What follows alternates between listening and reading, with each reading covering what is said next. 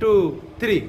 Hello everybody, Assalamualaikum. My name is Abdullah Lohi and today I would like to share some daily use sentences with my little brother Abrar. Hi.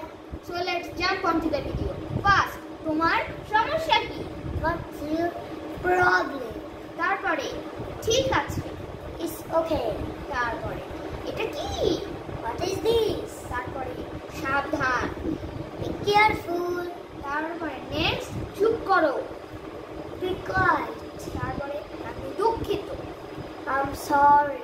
তারপরে আমার খিদে পেয়েছে। I am hungry. তারপরে আস্তে আস্তে। Slow down. তারপরে তুমি কি নিশ্চিত? Are you sure? আমাকে বিশ্বাস করো। Believe me. আমি ভালো আছি। I'm fine.